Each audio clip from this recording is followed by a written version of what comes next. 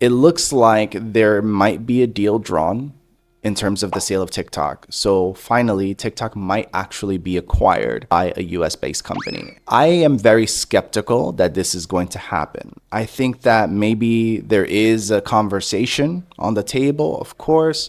They might be negotiating and talking about it, but I honestly, considering the circumstances, I don't truly believe that TikTok will be acquired by a US company. I think it's just going to be delayed and pushed back and pushed back and pushed back until there's nothing to do. Because what's the precedence that we're setting here? If you have a foreign business, no matter what it is, related to social media or otherwise, that performs well in the US or is successful in the US, then that means that you'll be forced to sell to a US company.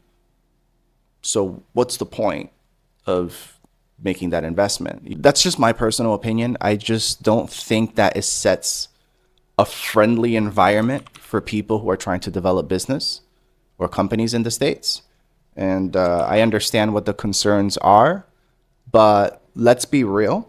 When it comes to the regulations and the rules in the US about social media, about content creation and networks, etc., TikTok or ByteDance has actually been following the rules. They're not just only following the rules, they have gone above and beyond the rules and limitations that have been set to be compliant.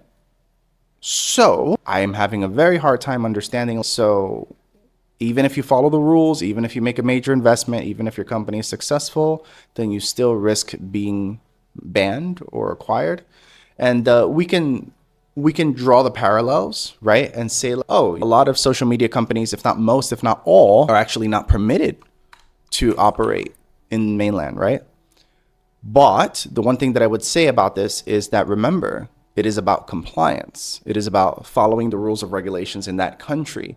And so the big problem that we have right here is that you have a company like TikTok, for example, that is following the rules, that is being compliant.